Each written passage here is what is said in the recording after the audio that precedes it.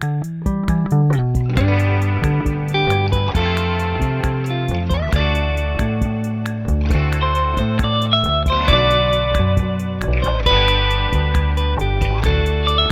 back from Comic-Con.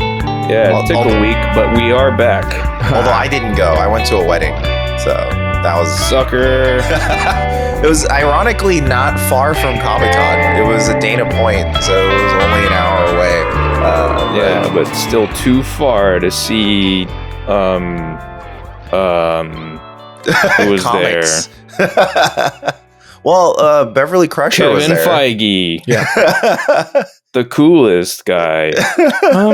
Jean-Luc Picard, the old captain, was there. Well, That's Patrick true. was there too? That's true. You were in that not like you attended that panel. I attended the panel. Yes. Yeah. I was there. Yeah, you got to see, Murder Kill McJackson, Doctor. Yeah. Murder Kill. Flesh. Yeah. No, it's a Murder Kill Repeat. If she had a movie, it'd be called Murder Kill Repeat. Oh, she would go back in repeat. time just to keep killing over and over. It's just like the Tom Cruise movie where he keeps reliving the same day over and over, but she keeps murdering different people. Yeah, she uses it. She has to she has to like get more and more efficient at killing as many people as possible before the loop, restarts. Remember when Ricardo had that like serial killer story idea of someone who uses the transporter to keep bringing people back, and then the serial killer just keeps killing them so that. Oh, you mean like the serial killer of one person? Yeah. Yes. So that was I could spoil another movie by likening that concept, but never mind. Likening? There's no werewolves here.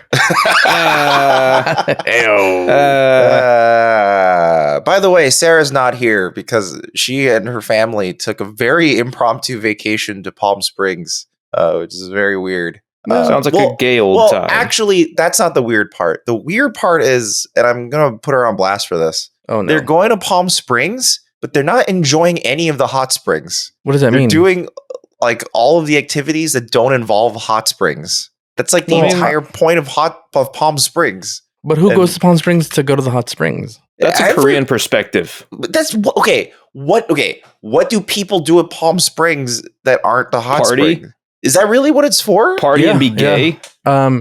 I've gone to I've gone up to there's a tram that takes you up to where there's snow. It's called Palm Springs. Don't eat palms, don't eat spring. I hate spring. I was frustrated, but anyway. It's not like San Bernardino is full of St. Bernards. It should be. It'd be fucking sick. I fucking wish. Would that be the fucking sickest city in the whole world? No, instead we just get mass shootings. Oh, no. That's what we're doing for now. Oh, no. Well, listen, everyone. Hi, welcome to Newbie Star Trek. Yeah. Comic-Con was great. Comic-Con. Oh, that ice cream thing ended up being a Comic-Con too. Did you guys see it? No, I did not. But it's just one goddamn van. I know. Yeah. It's not. That's the funny part is that. So just for people who don't know, like for CBS and Cool House, which is like a local not LA based. I think they might be LA based actually. It's funny how you say like people who don't know as though we did anything to notify anyone about anything about it. Well, we didn't. We haven't posted anything about it yet. Exactly. So like if you don't know about this thing, we never fucking talked about it. No. I mean, in general, if you don't know about it in general, because I'm sure. Well, no one would know about that. Well, the Star Trek Instagram talked about it and stuff. So, But in any case, there was like an ice cream celebrating the 40th anniversary of Wrath of Khan called Wrath of Pecan was the name? Wrath of Pecan. Yeah, it was basically pecan, butter pecan maple ice cream. It's pretty good. Inside a cookie sandwich. Yeah, because that's what Cool House specializes in, cookie sandwiches. And pretty good. Yeah, they were in Santa Monica and then apparently also at Comic-Con. That's fun. Comic-Con. I mean, there's plenty of Trek at Comic-Con. However, it was all new Trek, and so I had no choice but to, ignore it completely. Is it all? I wonder if Comic-Con Trek representation in the fans is like now all the new stuff. Because even Scott said he's going dressed as current Picard, which I found really interesting. I think it would be weird to find many fans of Star Trek that began with Picard.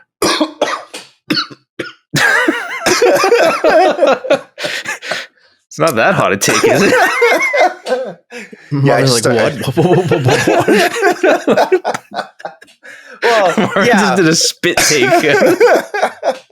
I did an inverse spit take. It went straight into my lungs instead. But yeah, that would be really weird. I guess people could start on. I think Strange New Worlds. People are like going, "Oh, that's good," and then people are saying you don't need to actually know too much of Star Trek to get into it. That's true. Yeah, so I wonder if that's actually been creating a lot of new fans. So. Well, and there's probably a fair few fans that began with like the J.J. Abrams movies, and started. Now that's dead. So now they're I guess so, fans of nothing essentially. Because that went nowhere. Is that I don't know? Is that not canon anymore, or what? What's the deal? It's like as canon as it was in the beginning. It's just they're just not continuing with it, right? So there's nothing to follow. It's like the movies are just over. Is Tarantino going to make a Star Trek movie? The Kelvin timeline continues. Yeah, Tarantino was never going to direct it. Like you never know, dude. It might happen. He's too weird. Too many people in Hollywood hate him. Marina Sirtis's feet are too old now.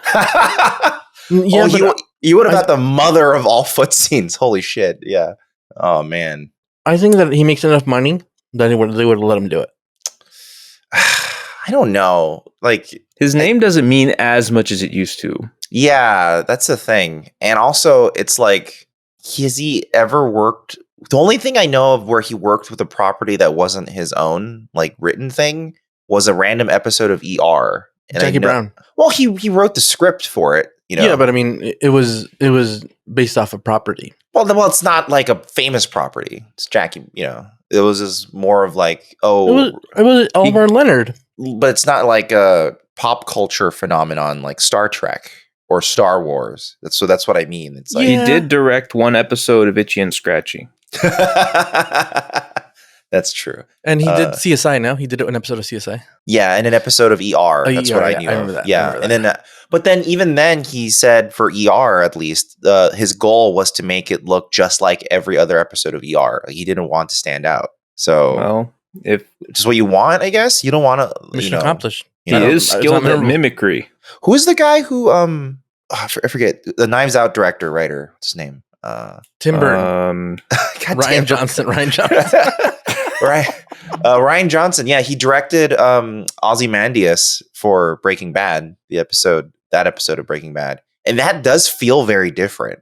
But I think like they kind of wanted him to put his own creative take on it. Speaking of episodes that felt very different. Oh, yeah, it's true. We watched Family this week. Well, just to speak for Sarah told me to speak for her, at least at this part. Sure, she can't be here. Sure, she did. No, she did. She told me to say she fucking hated this episode. Yeah, and I can't disagree with her more. I really like this episode. Yeah, I thought it was so. Well, I mean, like this was a very like seemingly overdue insight to many family lives. Yeah, that's why it's called Family. Yeah. Also, like it was a good cool down period or refractory period to the last two episodes. A denouement, if you will. Yeah, it's like a refractory period. Yeah, I think a denouement, if you will. God damn it. But like, it's nice that we have an episode of Star Trek that goes, wow, that really was a fucking lot of shit we went through. We should like calm down and take a break and breathe and see how we should react to everything. Okay, did Sarah give any specifics as to why she hated the episode? She just said it was really weird because there's no Star Trek things happening, but that's why I liked it. They're on the Enterprise. They have accents. I like episodes that happen where the characters you've gone to know get to do their just own character thingies, and we don't have to have world building that's like, well, in this planet, this happens. It's more of just like, no, you understand. Well, there is world building. Like, you get insight as to what Earth is like right now. Yeah, we haven't really had a good look at that before. And that happens like by following the characters versus characters going, well, on Ryza is a sex planet. They don't like directly explain things. It's more of like now, they're finally on Earth, the original sex planet. Yes, exactly. So this is what happens. Picard goes on vacation, a much needed vacation, and we also follow. This is the rare ABC plot episode of TNG. I mean, we follow so many families. Yes, we got Picard's family, we got Worf's family, we got Murder McMurderface's family, the Salatzes. but family. It first aired on October 1st. The Vin Diesels, the Torettos, family. He'll by Fast 20. He'll just call them the Diesels. Because people just don't even care anymore at that point. Diesel is what the plants crave. Family. Wait, did you say aired. plants crave? Nice. Yeah, I was talking about Groot as you said that, completely independently. That's great. Family first aired October 1st of 1990. Dan, let's zoom around the sun. Whoa. Okay, so the first thing we did, or the first thing I found of note, on September 26th, the Motion Picture Association of America created the NC-17 rating to replace the X rating that had, at that point, become a little too thoroughly associated with pornography. Yeah, apparently that was why. I didn't know that. Wait, isn't that XXX? Well, I think I'm not sure if it was a case of that's just close enough and we don't want to have any part of it, or because then you'd assume there's an XX, right? There's an X, an XX. Yeah, but you either need to be like, you need to be memorable. You can't be middling. You can't have mid pornography. Memorably porn. I don't know, man. That porn was kind of mid. I only had a chubby. I couldn't get fully hard off of that. Wait a minute. I thought a chubby was... never mind. I'm not going to go into that. Hey, going on with movies. Even though Goodfellas was top of the weekend box office the previous week, it was dethroned immediately by a wonderful movie called Pacific Heights, starring Matthew Modine, Melanie Griffith, and they're a young couple who buy a condo and proceed to rent it out to the tenant from hell, played by Michael Keaton. Oh, I don't know this movie at all. Because it sucked and no one liked it. Oh, okay. It was described as perhaps the first eviction thriller, and Roger Ebert called it a horror film for yuppies. Very good. Very good. Yeah, so it's like, oh, we're a nice young couple. We just bought a dream condo. We're gonna start making a lot of money renting it out, and now we have a stupid tenant who brings roaches and changes locks without telling us. Is this a prequel to Beetlejuice? Is this a prequel to Beetlejuice? I know. I kept thinking that too. It's fucking Beetlejuice. And the movie ends with him getting murdered, and then he becomes. With that said, landlords still kind of suck. Still? What do you mean still? Well, still. You're right, still. Yeah. Come on. I didn't say again. All right. September 28th, Rockman 3 released in Japan, which will be released as Mega Man 3 in the US by November 1st of the same year. It was notable for introducing both his ability to slide and also his trusty Robodog Rush. It also introduced Proto Man. Do you like Rockman 2 or Rockman 3 better? My brother introduced me to Rockman 3 before 2, so I have a softer spot for 3 over 2, actually. And it's objectively better. 3 has great music. People sleep on 3's music all the time. They do. Also, yes, like you said, it has the slide and it has Proto Man. Be like, come on. But still notably no charging of the Mega Buster. People all too often forget that did not happen until the 4th installment. Yes. Forthcoming. And finally, the Game Boy launched in Europe to wild success in both Germany and the UK.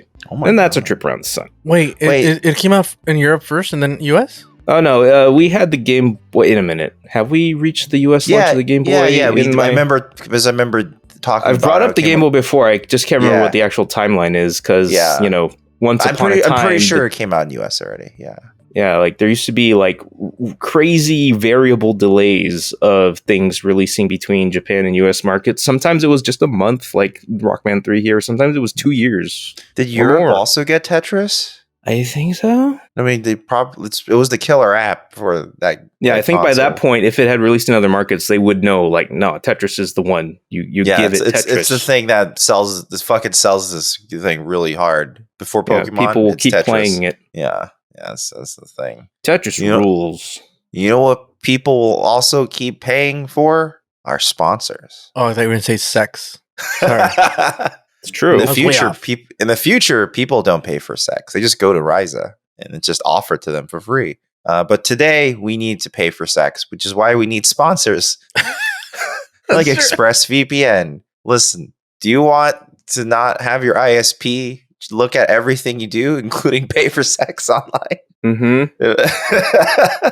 If that's the case, you should use a quality VPN like ExpressVPN. What makes it quality? Well, like the name suggests, it's super fast. It's one of the most secure VPNs out there. In fact, the Turkish government tried to raid this VPN and they couldn't get shit because it turns out ExpressVPN doesn't actually keep any logs, no activity logs, no connection logs. They had no idea who was in there, who wasn't in there. It's fucking nuts. Also, they just open up a tent and then they walk away. That's ExpressVPN for you. They say as you walk away. Yeah. It works on pretty much every device you can think of. In fact, I just got a new TV. I installed ExpressVPN on it. And hey, we had a problem with Hulu and a region thing with Hulu. Guess what we did? We hopped over to a different region and used it with ExpressVPN. Bam! Worked perfectly. Damn. Also, it's got over 3,000 servers in 160 locations spanning 94 countries. And they're adding more servers every day. And if you want a VPN of that quality, you can head on over to expressvpn.com/newbie Star Trek.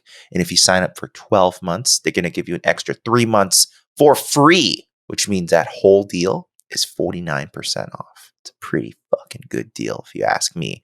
And, for any reason you're not satisfied, they have a 30-day money-back guarantee. No commitment required. That's how you go do things. No commitment use that required. code. Pay for her sex. Dad and I were both at Comic-Con. Yes. I don't know if you use your VPN, but I was using it because I was on the Wi-Fi, on the convention center's Wi-Fi, and it is dirty as shit, dude. You know what kind of perverts go to those conventions, dude? I'm one of them. So I wanted to be safe, so I used the old VPN, and it worked great. Heck yeah, dude. Sure did. Want to get that? It's expressvpn.com/newbie Star Trek. Sign up for 12 months. Get an extra 3 months for free. Total savings of 49%. Are you ready, Ricardo? Are you ready for this? Let's do it. Ricardo, could you please tell us what happened in this episode? You're talking low a lot today. Who, me? Pro tip for everybody. If you don't like the ads, tell you a secret, dude. 1, you buy the stupid fucking thing we're selling, dude. and then 2, they'll magically stop. We promise. No. Just forward it 5 minutes. We try to keep them under 5 minutes. I've kind of throughout the few last weeks, I've been like, okay, they're under 5 minutes if you combine them both. So it would help us out. I know it sucks that we're like, damn, do we really took up 5 minutes? Yeah. Yeah, it's about 5 to 8 minutes. Yeah, we're just we're gabbing. We gab as we do it. We try to make them fun, but eventually we're gonna get canceled by jerky because we keep telling people to get jerked off. It'd be great if they're like, you should really check up on them, see what they're saying about our product. You like to get gently jerked. Look, I've just been mentioning how nice and dry it is. They're like, masturbation. You like that's not what we want for jerky, gent. You like a nice, slow, dry jerk. You go, yeah. No moisture here, pals. No spit. Dry in this meat. Fucking jerk. That's not what we want here at Long John Silver's. Also, if you're offended easily, you stop listening because we started talking about masturbation. It's too late. It's far too late. Your ears have been tainted. You've heard it all. Yeah. You've seen everything. Fuck you guys. But if you're not easily offended, then thank you for continuously. No, what is the word? Continuing to listen to us. Yeah. For sticking around. Yeah. We know sometimes we can be harsh with the language, but dude, come with us. Enjoy this journey. Have we spent an additional 5 minutes providing caveats for our 5-minute ad reads? Yeah. So when we skip that one, they're going to hit another fucking ad for Jerky Jen. All right. So this episode starts off, and I like that they finally address something that I have always questioned. Like, sometimes they have like battle damage, and I'm like, why isn't the next episode just them fucking fixing the goddamn damage? Yeah, that's what they're And doing. this one, they are, and it's Yeah. great. Takes a Yeah. while too. Yeah, they have to. do all And the they're by shit. Earth because the whole battle was leading to Earth. So Mhm. Makes sense. they're close to Earth, and it's where Picard was born. He was born in France, and It was in Francais. and he's a French country. What is it? A country boy from France. A country dandy. Yeah. His family like has a wine business somehow. They own a vineyard. Yeah, in a world where like there's no scarcity anymore. Yeah, there's no So sin. I don't know how he's supporting this massive wine business, but here we are. Well, Well, don't worry. His brother also has a British accent. yeah, Yes. but also That part was infuriating Sarah.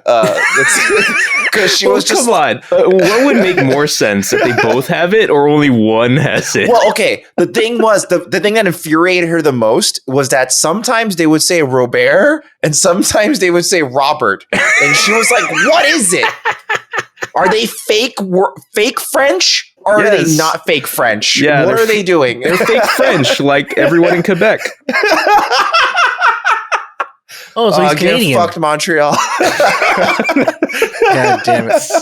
And by the way, if you're easily offended by us insulting your country, this is not the podcast for you. No, yeah, get fucked. Get fucked. All right. So Picard's like, okay, I'm going to go check out my family since I'm here. God damn it. yeah. I drove too close to the 405. Now I got to stop in the fucking west side. And Deanna's like, are you sure you want to meet your family? You Yeah. talked about them before. They're fucking assholes. So there's 3 storylines going on here. They're all family based. One Yes. is that Worf is having his family. Worf's family parents are visiting him, but also I have this question about this storyline. Mm-hmm. They just traveled many light years, Yes. right? Because Yeah. they were hauling ass warp. I don't know how fast they were going. Orb 9 something. Yeah. They go fast. As fast as they can. Yeah. So that means that his parents already planned to go visit him, and they were just chasing down the Enterprise. And it's like, I hope they don't die because we're gonna show up for a Was visit. it planned? Was it planned or is it just It's- more of like a Oh, he's in town, kind of thing. he's in town, let's go see him? It's not clear. Yeah, but it's not I clear. think It's there not are- clear. I think it's supposed to be the Enterprise is in town. Let's go up to meet him. Yeah, Okay. yeah. because they do have other visitors. Yeah, well, Worf's here for work. Yeah. Let's while he's in town, let's go meet have dinner. Let's go get with some him. In and Out, and then Yeah. invite him to In and Out. You think they brought In and Out to Let's get some Korean barbecue with him. Yeah. Yeah. So you have Worf being visited by his parents. You have Jean-Luc Picard going down to visit his brother in the vineyard. Mhm. Also, his brother, he loves to say how fucking Picard, he's so fucking fancy with his goddamn starships. But also, like, they live in a fucking French villa. That's I huge. know. With They're the rich. castle They're in the rich, dude. background. Yeah, They yeah. live there's a castle on their property. Like it's kind of absurd. And they deal exclusively in wine. Yeah. It's not like they're fucking onion farmers. Yeah. And his brother goes like, "Oh, I believe certain things should still be done the hard way." And it's like, fucker, you own a wine business. Like Yeah, he's two things that should be done the old way. One is fucking, and the other is making wine. You see little Pierre here? We made him the old-fashioned way, without the fucking Demolition Man fucking goggles. he wasn't he's not a synthahol child or synth child. Yeah. And then the third storyline. I don't know. I is- heard synthahol causes temporary birth defects. that's true. That'd be amazing if it's like, oh, he's stupid for a little bit, and Yeah. then he's back. So the third storyline is stupid fucking Beverly. This is the worst storyline. This is the It worst storyline is. because she's like, oh, I'm gonna clean out this thing, this like fucking you store it fucking container that she Yeah. found, or Yeah. someone brought out. It's a pod. Yeah, and she's like, oh, wait a minute, I got this USB stick that fucking Wesley's dad recorded. I when just he was forgot born. all this Yeah. time. I forgot all of this. Or did I make myself forget? It's like, no, tell you what, I'll tell you what happened. Picard's his real dad. Picard's his real dad. He fucked Beverly, and she's trying to hide. She's like, forget about your dad. Maybe become friends with Picard because he's your real dad. That's what I think is happening. No one will confirm it, because no spoilers, but maybe they solved this riddle in the show Picard. Who knows? Well, Maybe that's what the whole show's about. Maybe that's why Wesley hasn't shown up on Picard. Well, just to quickly, I just want to point out, I don't think this is the worst storyline just because it's the Crushers. It is. I think it's the worst because it has like no substance to it at all, really. Because it's the Crushers. Well, it's like, you kind of hope that, because like, okay, when Picard goes to meet his brother, it's obviously the big storyline. Yeah. And, he gets like an emotional denouement out of it, right? Like a denouement, if you will. God damn it. Who's fake French now? Fucker.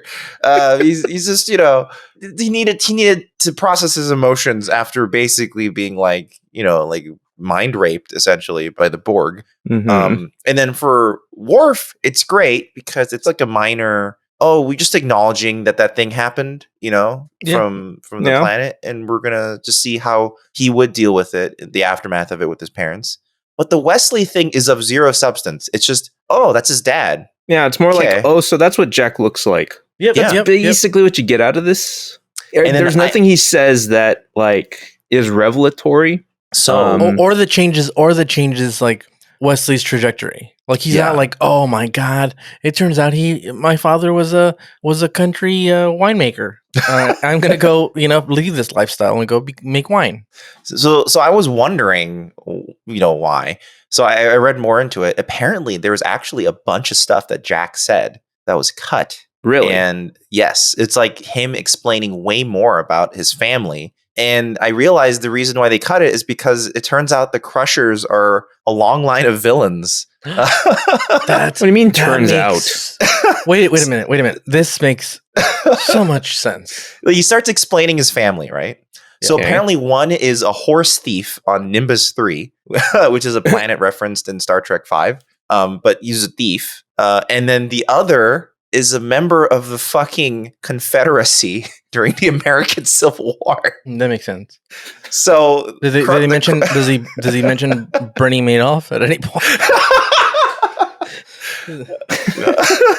The fact that he has like an old Wild Western ass like crime as horse thieving on your exotic planet Nimbus 3 on a space planet. It's ridiculous. All of Wesley's criminal actions, it's all genetic. He had no choice, really. It's all leading up to this. He comes from a long line of pieces of shit. So he has the evil gene. Yeah. He has the POS. He has the devil gene. Yeah. So that's the worst storyline. But basically, Beverly, like I said, finds a little USB stick and says, "Oh, should I give it to Wesley?" And she's like, "Yeah." She's like, "Maybe I shouldn't give it to Wesley." And then Deanna's like, "Well, I think it's more important that you do." And so Wesley gets that. You're right. Let's get that storyline out of the way because it's stupid and it's so short. Just do it. Yeah. So finally, Wesley goes into the fucking holodeck and it's a video, and his dad's like, "Hey, you're 10 months old. You look like a long line of pieces of shit like us." and I'm, hopefully you grow up in basically he's like, hope you want to be in Starfleet, basically. Yeah. And steal, do some sort of shady shit. Hopefully you've stolen your first Starfleet ship by now. Hopefully you've at least stolen a horse by now. What he doesn't know is that at least a horse. Yeah. What his dad never knew is that Wesley was the best one out of all the family fucking line. He almost committed genocide. So many things that he's done. He's accomplished much more than all his ancestors combined. More than his dad could have ever imagined. Yeah. And so that was it. That's it. And Wesley's like, all right. And he learns nothing. Nothing happens. Nothing happens after he doesn't become a better person. He doesn't become a worse person. Well, probably worse because it's Wesley. But nothing comes out of it. There's nothing positive, nothing negative. It's just bullshit. I think they were trying to milk it for some pulling at the heartstrings with a few lines that kind of like, well, sorry for not being around, but you know what this uniform means. I think they were trying to do like family, right? The name of the episode's family. So they're like, okay, who else is family? I don't have friends, I have family. Worf's family could come up. Where is Riker's dad? So we're not going to do that. Let's do Wesley's dad. And they kind of brought it up. But what I kind of wish they did, because, and I keep bringing, this is, kind of bringing it up again for the third time. is they did something with Riker, where like, hey, Riker is now a commander again. When you the very first shot of the episode of a person you see is of Riker, and his pips are back to 3. He's no longer a captain. And I was hoping there would be a part where, he's with his friends, like, maybe Geordi and Data, and he's kind of like, yeah, back to being a commander, and him like kind of dealing with emotionally what that means for him. Yeah. Maybe a scene with Deanna too, where Deanna kind of goes, so, you're not getting to command a ship, so how do you feel about that? And they process these emotions. But instead just happens off screen, and they just kind of like, yeah, he's a commander again. Status quo. Yeah. They don't. They're not like fucking. And then and then Riker's like, how does it feel to fuck commander and not a fucking captain? That's a lot to unpack in that moment. Yeah. Deanna's like, I should have fucked you while you were a captain. That's a roller coaster of emotions in the space of like 5 seconds. That's true. Well, we don't know how long he lasts. Anyway, so let's get through. He lasts. Huh? Yeah, let's get through fucking Worf's storyline. Basically, he has like classic. He's the cutest first one. He has. Yeah, he's got classic first generation parents, immigrant parents. Yeah, that's kind of the allegory. Yeah, kind of. Huh? It's like they're really like really nosy. They want to fucking know everything, but they're very proud of him. Yeah. They're so proud of him, and they Miles work really O'Brien hard, and his dad are like fucking hit it off right away. And he's like a blue collar. His dad's like a blue collar worker, Mm-hmm. Yeah, and basically they're trying to understand. Actually, they're really nice. They're like trying to understand. They're like, hey, we don't quite understand the message you sent us, but you're our son, and they're really trying to meet him halfway. Like, hey, I know that you're not your what is it? Was he Klingon? Yeah, he's been what was the term like?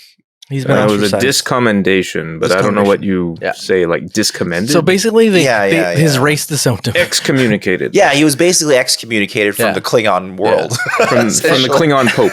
Yeah. And so they're trying to understand, and they're there to support him. And he's like, "You'll never understand the goddamn shame I feel."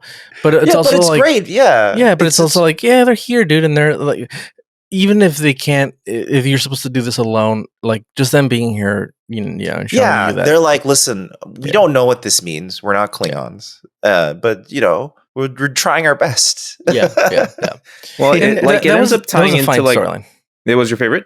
No, I said that's a pretty fine storyline. Like I didn't mind it. Like it was fine. No, like they could have added more to this storyline and gotten rid of the Beverly Crusher one, and that would have made more sense and like kind of filled out a little more. Yeah. Like maybe they could go somewhere if like Jack as a hologram does like more stuff. If there's further recordings later, he's like, let's have a catch, son. Oh, he had like multiple recordings. Let's just say he had a few more, and they revealed more shit. Like if this was just a setup for something else later, then that'd be kind of cool. Like if they said, "Oh, he left one for every 10 years of your life," for like, so this is like for when you're a teenager. This is from when you're in your 20s, and like eventually in his 30s, he's like, "I hope you've become the mass murderer I raised you to be in your genes." Yeah, you could have had a really interesting storyline where like maybe he actually made like a holo recording for like maybe every month where she was pregnant, and then maybe like made a bunch, and like Wesley becomes obsessed with the recordings, and then like his mom has to come in and being like, listen, I know this is hard, but like, these are just recordings of your father. Yeah, and he's not your father. Picard's your father. Yeah, or maybe computer speculate me a father. Yeah. Oh, it turns into this thing again where they fucking recreate a person using the holodeck. It's done it so many times already. Computer, make my father. Bring my father back to life. If that isn't already a plot of a future episode, I am like shocked. Oh boy. Well, not of that specific father, but a holodeck based, like I brought back, a loved one from the dead. Yeah. Holodeck, bring back Tupac. Yeah. Oh, there he is. He's on stage. He's all of our loved one. He's at Coachella. Look at him. Wow. It's beautiful. Wow. Oh, look, Hatsune Miku's there too. Wow. Yay. And he's Tupac saying, would definitely want this. He's saying, fuck Notorious B.I.G., fuck Bad Boy Records, and fuck Puff Daddy. Yay. All right. So enough with the East Coast, West Coast references. No. All right. It's never enough. and then so Picard goes down and he's walking to his goddamn fucking palatial style home. And he runs into his nephew, old fucking Pippin or whatever his fucking name is. Yeah. Pippin's a And good he's name for him. Oi, I know you. You're Picard. I'm a Picard too. He sounds like Steve Irwin for some reason. Oi, we have crocodiles here. Why? They try to drink our wine. So stupid fucking this stupid kid is like, oh, I know you, and basically he plants the seeds that he already wants to be like Picard, basically. Yeah, not his dad. He doesn't want to be a fucking. I don't want to make wine. I don't want to make wine and get drunk all day like my father and enjoy fucking this beautiful fucking. It's like I don't want to be French. I want to be British like you. yeah. I don't want to be Australian. I don't want to wrangle. I don't want to wrangle alligators. Crikey! And so he walks into the villa, and you find out that Picard has he's got a sister-in-law, and that he's had correspondence with her because his brother is like, God, you're dead to me, dude, with your fancy fucking holodecks and your fucking Earl Greys. Mr. Jean-Luc flying out into space. His brother's basically Ebenezer Scrooge. Yeah. He's just a Scroogeman.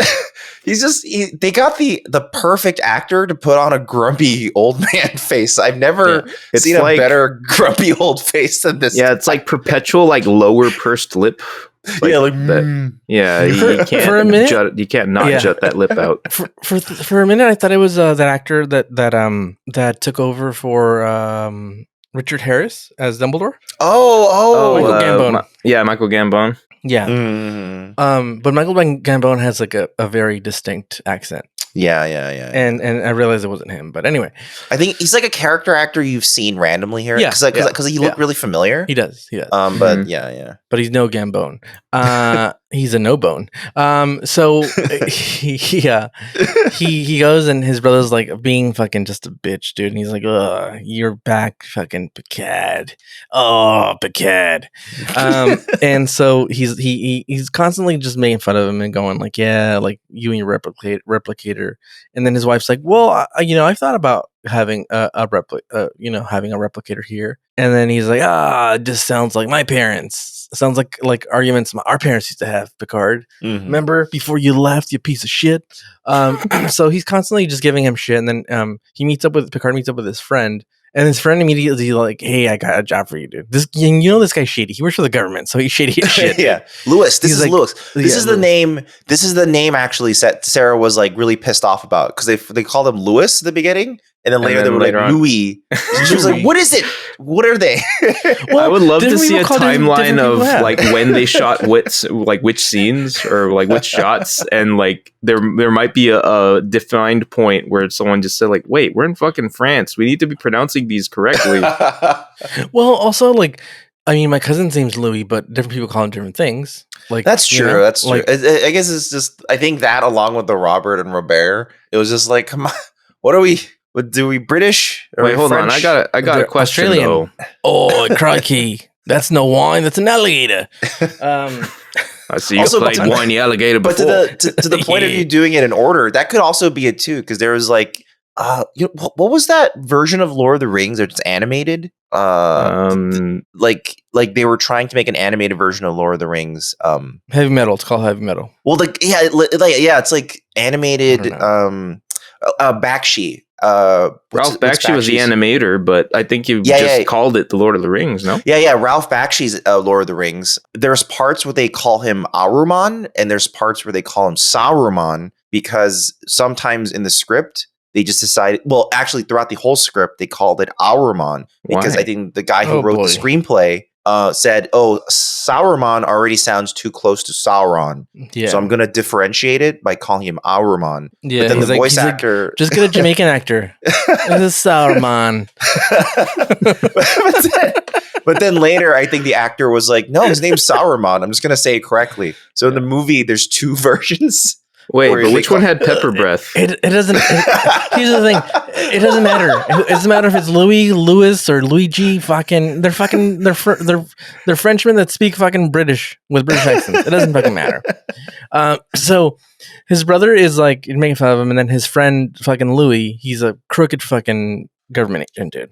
They found Atlantis. Just and he's fucking hey, crazy. Yeah, we found Atlantis, bro. And he's like, oh, it's crazy. And he's like, hey, well, I can give you a job in the government. I didn't take it as like them finding Atlantis. Just like we're just gonna raise up a fucking piece of the earth and call it Atlantis. Is that what it was? That's what it feels like to me. It's just like, hey, we found a fascinating piece of the bottom of the ocean that we want to just raise and make another subcontinent out of. Oh, that's so it's not as sick as I thought it was. Okay. I kind of read it as then Atlantis. It would have been way more about the discoveries that are there instead of just raising it, Well, because it is about the discoveries. Because Picard tells his nephew, like, it's very fascinating that even within the world we're still discovering. Well, that's just a cliche about the deep sea in general, though.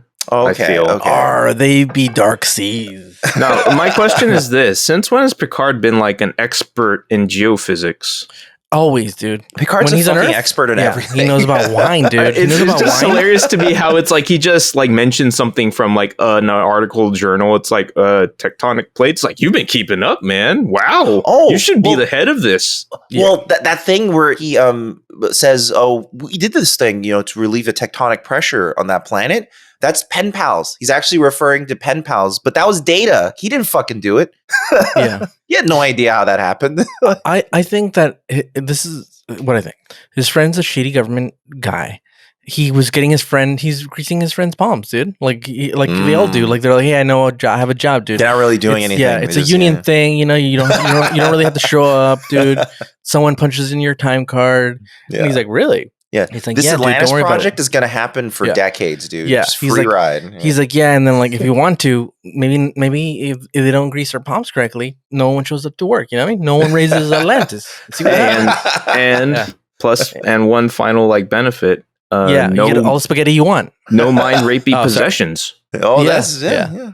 And then all this bullshit, and then eventually Picard starts looking into the plans, and then Louis shows up, and he's like, "Hey, so anyway, everyone's jazzed. You're going to start work." He's like, "Whoa, motherfucker! I didn't agree to do this." And he's like, "Yeah, but I thought like you insinuated." He's like, "Well, I said I think about it." He's like, "Yeah, to me that sounds like a yes, man. Like that's how this government stuff works, dude." You got to get on board, pal. That's just like how the mafia works. Where like if they want someone to work for them, they're like, "Yeah, we got you the job. What job? Oh, Don't worry about it. Just show up. Yeah. And then it all leads up to this. All this bullshit leads up to the single fucking moment.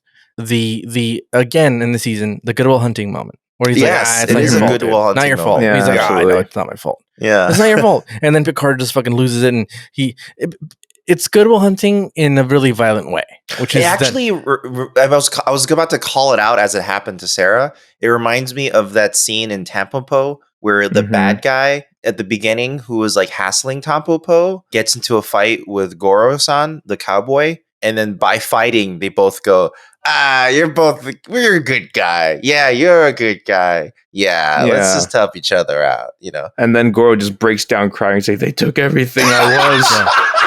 Yeah. So basically, they used me to kill hundreds of cowboy truckers. I most recently watched that movie on the flight back from Louisiana. Oh, really? That was on the plane? Yeah. Well, actually, I think it was the flight like between Louisiana and Utah. I'm surprised that's an in-flight movie. It's fucking Tampopo. Yeah, I was like, wow, cool. Tampopo's sick. Let's watch it. By the way, everyone, Tampopo, fantastic Japanese movie by Juzo Itami. It's in the Criterion Collection, so you snobs should love it. Yes, if you're a movie snob. Yeah. And it's described as a Japanese ramen western. So. It's Tommy Wiseau of the East. Don't watch it hungry, for the love of God. You're gonna get so like there's a lot of delicious scenes in it. Yeah, you're gonna go nuts looking at the food in the movie. So they fight and they get all full of mud and they start laughing. Yeah, they start laughing. And then before they're having a sexy mud fight, essentially. Yeah. And basically his brother like confesses like, I knew you just needed a good cry all along. Basically, like he kind of comes out and says like, see, this is what you needed, you piece of shit. We need to fight in the fucking mud, dude. Like your ancestors, dude. Get all your frustration out physically. Take your shoes off and step on some grapes. Used to be. Yeah. We used to just punch our feelings away. Yeah. Now you're up there sipping an Earl Grey and fucking looking out into space. You'll synthahol. Yeah. By the way, there's a scene that I skipped, which was of Kalen talking to Worf's parents. Oh yeah. I like this scene a lot. And he basically is like, hey, like basically makes them understand for the listeners. Yes. Makes them understand like how even though they think he's more Worfian, no. Yeah. Klingon. Then he's more human, really. He like he's really like of both worlds. Yeah. Because he does things that are very human and stuff. He's that kid who grew up, like let's say like an Asian kid adopted by a white family, and they're like, oh, well, I want to know what it was like in my Asian culture, and then they kind of like try to learn it. Mm-hmm. But then the white family is like, oh, we'll help. We'll wear kimonos on Lunar New Year.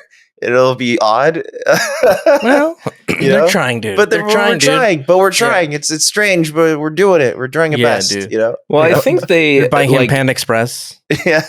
Well, I think Worf's parents actually kind of like did a slightly different tactic where they kind of stepped away and said like, you know what? We are not Klingon, and we know that you're the only person who could sort this out. Like, we're going to let you do it, dude. Should we get other for this event? Yes. Yeah. And they're like, hey, do we get other Klingons and just beat the shit out of you? What do we do? Who do we talk to? Them to describe that as how they raised him. Yeah. Well, they also were kind of like, okay, you want this, like because she like as an example, his mom says like, I learned how to make this fucking weird ass dish that I can't fucking eat. Yeah, that's what I mean though. That's what I meant. Like, but the example as if like the young child wants to know their like indigenous culture more, and then the parents try to help. And that's what they think. That's what they're doing.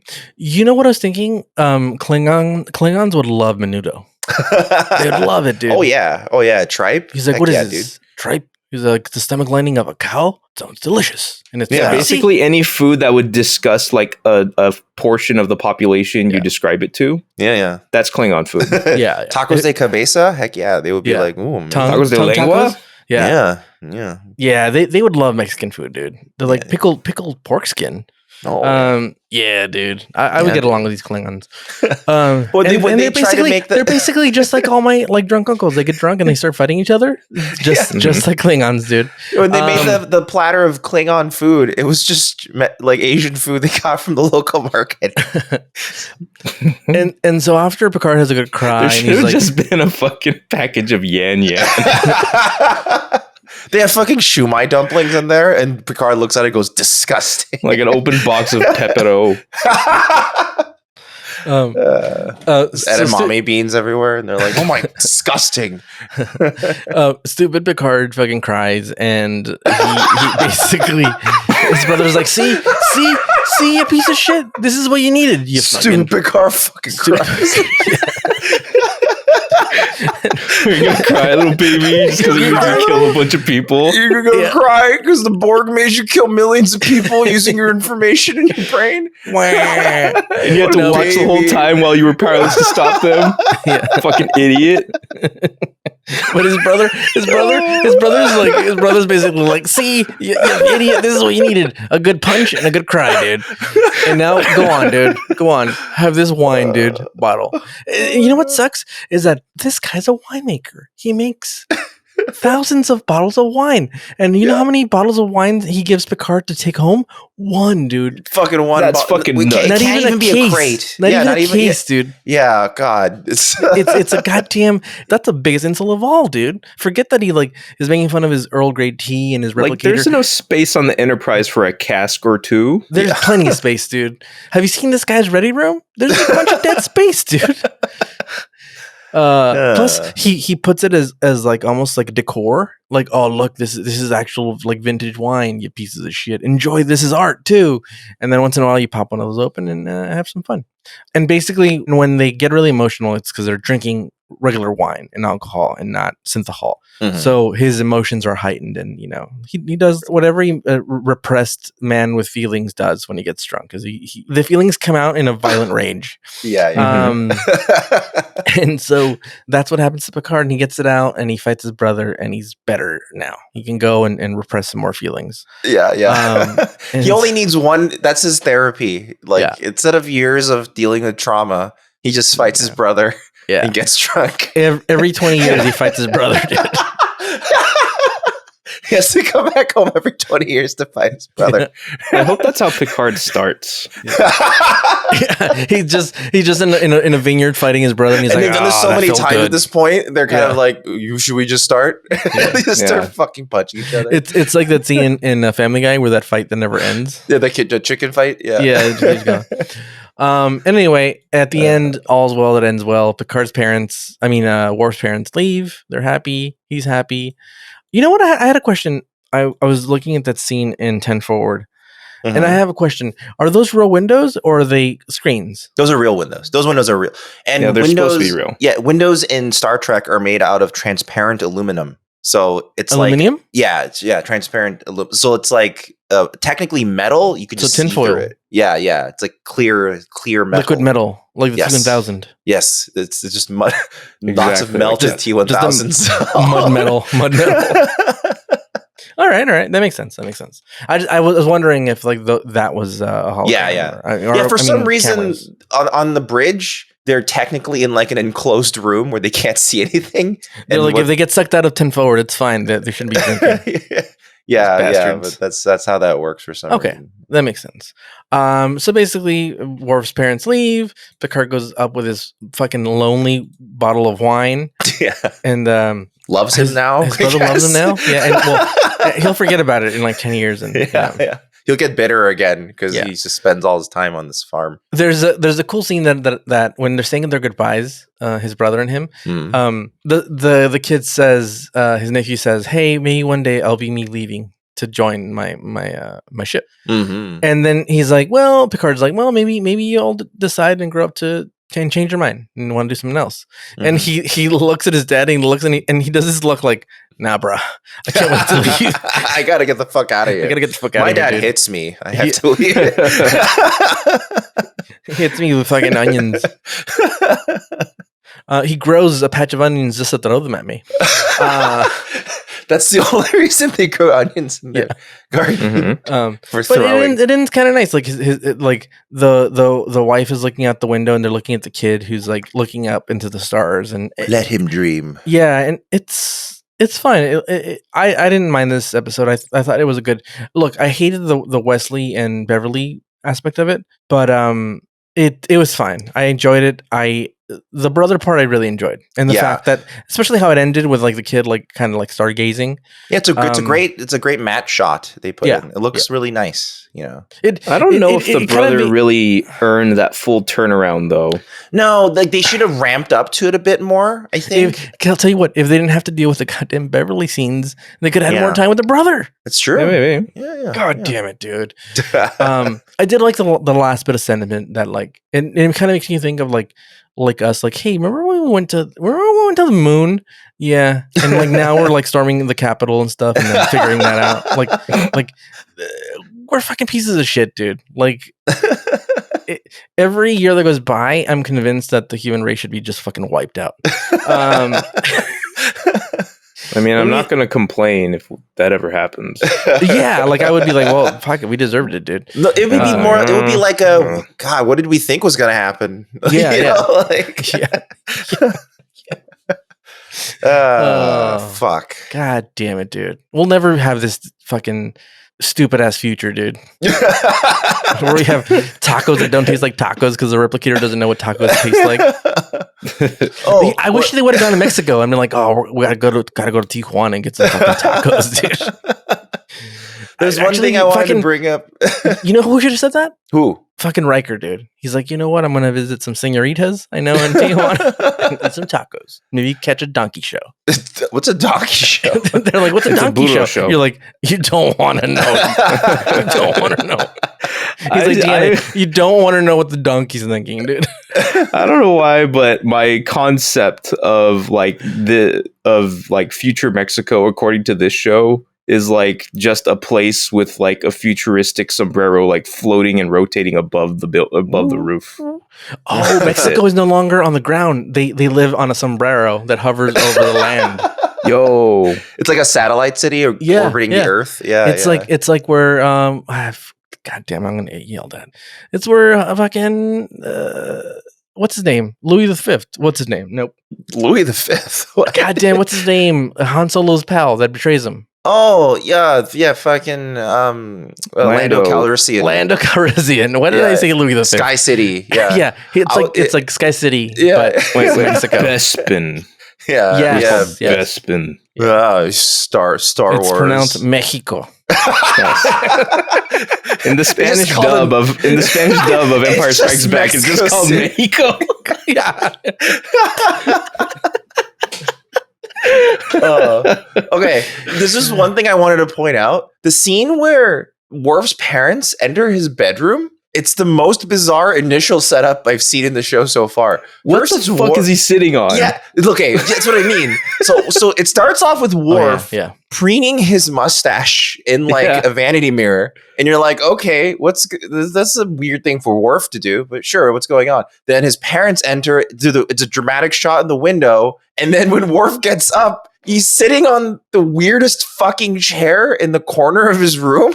Yeah, it's like a coat rack that he decided was a chair instead. Well, he's like, what's the most uncomfortable piece of furniture you could find? Know, yeah. And they're like, oh, this coat rack, and he's like, I'll take it as a chair. And it's like positioned in front of the entrance of his room. Why would it?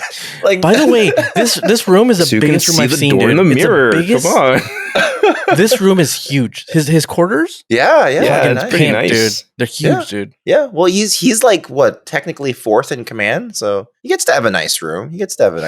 I guess so, dude. Yeah.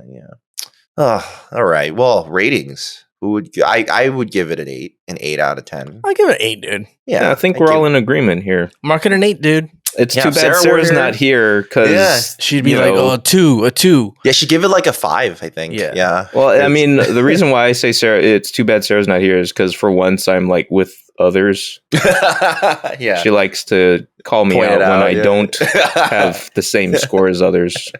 But yeah, I do like everyone else. I wish it had a different thing instead of Wesley's stupid plot. Like, I wish it was a Riker thing, but I think it also would have been just as well if other things were fleshed out. But I mean, I would have been cool with the Wesley thing if there was anything really more to like some sort of intrigue that, at least made it clear where they were setting something up or like revealing something that, would actually becomes a problem. Yeah, if his dad said like, oh, it's weird, like your mom spent a lot of time away with Luke Picard before she got pregnant. It's like right now I'm taking care of you on my own. Beverly's gone again. Yeah. I don't know. I don't know where she's at. And I can't find Jean-Luc anywhere either. Yeah. Well, he said he's out looking for her, but I don't know. I can't. He starts putting it together in his head. I enlisted Jean-Luc's aide to help me find Beverly. Yeah. And I haven't heard from either of them since. He's like, I've just put you down to sleep. Oh my God, there's someone at the door. I think it's Luke Picard. And then the recording just gets like really lower and like farther away. Like, what? Yeah. What? John? Is that? Oh, what is it? Is that a phaser? Oh God, John! Why? Why? Beverly, why? Beverly! No, not me. Why'd you come to me? Why'd you come to me? I'm becoming Two-Face. Rachel.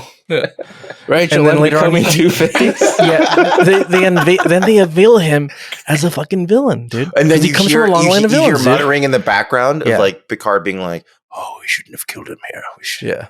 What? Oh, Lord. Okay, I'm going on a mission in the Stargazer next week. Let's just bring his body on board. Yeah. And see I sure hope no holo cameras are on right now. No, he's like, I'll call my brother. What? And that's why his brother's pissed. He's like, you only call me when you need bodies moved. He's buried in the vineyard. Yeah. Yeah. God damn it. We should be writing these retroactive episodes. It's a retroactive. It's what's really going on here. I mean, When Jean-Luc comes by, he's old. like, that patch of the vineyard's only produced sour grapes since you buried him here. Actually, no. What if he was making the best, most wine? Like, delicious He's business like, has gone up. He's like, I need more bodies, dude. Like, because like and like he needs more victims. Okay. You know what I'm saying? They kill Wesley next. Anyway, we all gave this an 8 out of 10. Fantastic. Well, everybody, that was an episode of Newbie Star Trek. Thanks for listening. It's awesome. It's awesome you're here. If you've been liking the way No, it's not. There's so many better things you could be doing with your time, dude. Well, listen, if you liked wasting your time listening to our podcast, it'd be great if you can head on over to wherever you were listening, give us a rating or review there. Spotify does ratings, Apple Podcasts, Podcast Addict does reviews. It'd be pretty sick if you could do that. And also, if you ever wanted to send us an email, ask us a question, leave us a comment, insult us, whatever, you can always email us at contact@newbiestartrek.com. That's contact@newbiestartrek.com. This week, we got an email from Patrick. So Patrick says, What's up, Patrick? Hey, newbies. So hyped to hear your episode on Best of Both Worlds 1. I've watched these episodes so many times, but thanks to you and Scott, this is the first time I ever noticed Brent Spiner scanning around for worms and birds at the New Providence colony. Great catch. To me, Best of Both Worlds has always been best as a 3-part episode, and I'd like to hear your collective thoughts on the first 2 episodes of Season 4 through that lens. Well, we just did. TNG was never outstanding at serialized storytelling by design, so having the opportunity to look at a 3-episode arc could be interesting. Since I mentioned serialized stories, I'd like to hype Deep Space Nine a little bit, now that you're almost halfway through TNG. The first scene in DS9 actually takes place during the events of Best of Both Worlds Part 2. Maybe you could watch that scene as a teaser. We're not going to do that. We're going to watch it in order. I'm really excited to hear your idea to do TNG and DS9 concurrently by air date, because it means we get to DS9 even sooner. Are you guys going to do the same thing with DS9 and Voyager? Because the later seasons of DS9 are heavily serialized, and Voyager is pretty staunchly episodic. Just my thoughts, but I know Marvin is probably excited to start the next series with you. Anyway, what's your favorite Taco Bell menu item? And why is it that the volcano burrito, which was discontinued, in 2013? As always, best wishes, Patrick. I've never had the volcano burrito. I don't think I have either. But I'll tell you one thing. Like, they need to stop discontinuing shit. Like, that's how they hype the it latest up, thing on the chopping block, and I know this isn't just them. Like, it's kind of more of a tangential thing. But the Choco Taco's gone now. Yeah. The Choco Taco was going to be gone a long time ago. They keep discontinuing things because they want them to be popular. Remember when like what was going to be gone? Hostess Cupcakes or some bullshit like that, and then they brought them back. Nothing's going away. Or New Coke, Classic Coke. It's very prominent example. Yeah, and like remember as soon when humanity was going to die a couple years ago, and they just brought it back even worse, brought it back shittier. Yeah. That's the Cold War. That's what the Cold War was. Yeah, they were like, "Oh, we're going to be all nuked at any point." No, never mind. Nope. Right, no, we just came back shittier. So in a way, my favorite item is the classic crunchy taco, or I do like the beef chalupa, but the beef chalupa has too much wrapping. Like the chalupa itself is too thick. The ratio is kind of off. I hear you. So I don't like it. I always like the crunchy taco over the soft taco, and then the 5-layer burrito is pretty good. Okay, well. My favorite tostadas were good. Tostadas were good. Sorry, tostadas were really good. Okay, not the Mexican pizza. They were just tostadas. I don't like the Mexican pizza at all. Actually, I wasn't a big fan of it. If I'm I actually never understood why people were so hyped over it. Because the reason they got rid of it and didn't bring it back for a while, I don't think it was that great, honestly. But it had its stands. They activated at the right time. Yeah. Well, my favorite Taco Bell menu item is actually the frozen Baja Blast. Oh boy. It's not any actual food item. That's not bad though, because it is fairly exclusive to Taco Bell as of now. Exactly. And that's actually the thing I always look forward to most. Because I'm a big slushy fan in general. Whenever I see it available, I go, I'm going to definitely get a slushy. So, I do enjoy Baja Blast. Like, I don't need the slushy variant, but Baja Blast is pretty great. It's like they turned a Powerade into a soda. Yeah, that isn't as Powerade-y. Yeah, because they reduce the salt content and up the sugar, and that's all I need. Yeah. My favorite Taco Bell menu item is the Mexi Melt. What's the Mexi Melt? It's gone, but it used to be like it was basically a rolled soft taco with like ground beef, cheese, some tomatoes, and a tiny bit of cilantro, which when I was a kid, I hated it. But yeah, it was just really basic. Like cilantro is good. Yeah, it was just basically like a nice rolled soft taco with a little extra to it. Okay. Well, if Sarah were here, I know exactly what she would say. She loves the spicy potato soft taco. And honestly, another thing they discontinued for a while. But that was a supply shortage / don't give me your excuses. Just stop discontinuing shit. Yeah, you're right. You're right. You're not wrong. Yeah, but also I missed the part where that's my problem. But Uncle Ben, no. He got killed by a spicy potato soft taco. Oh, God damn it! Remember, Peter. With great potatoes. I hate responsibility.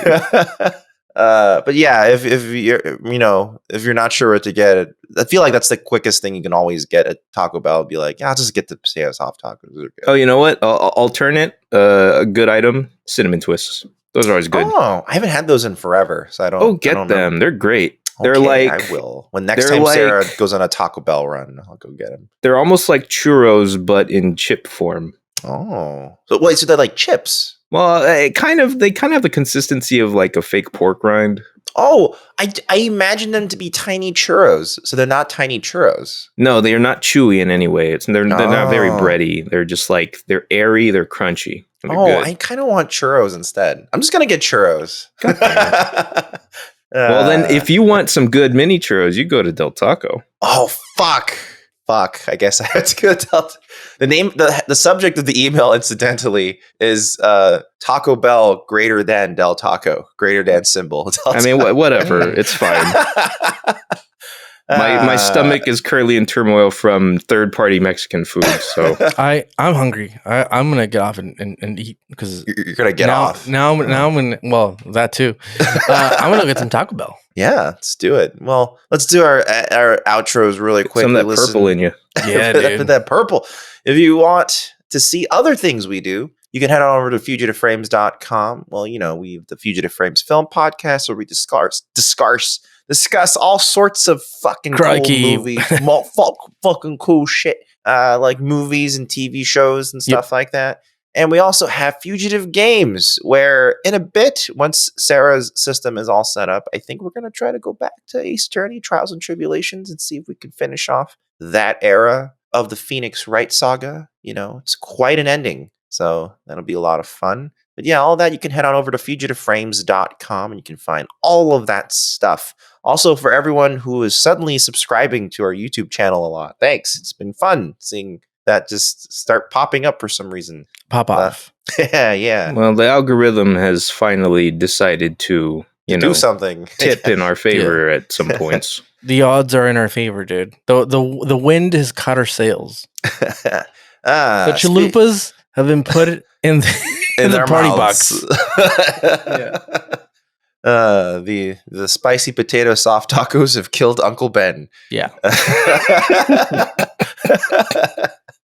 Next week we're watching Brothers.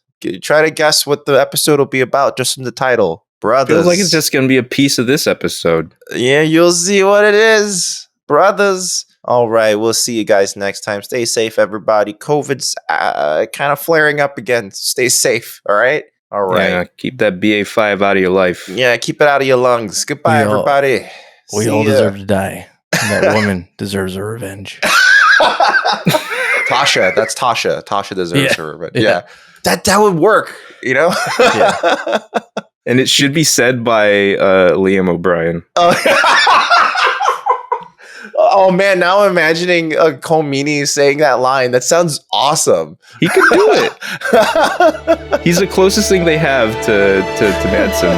Well, by the way, the line is, that woman deserves her revenge, and we all deserve to die. Yeah. I apologize. I apologize to Quentin Tarantino. Yeah.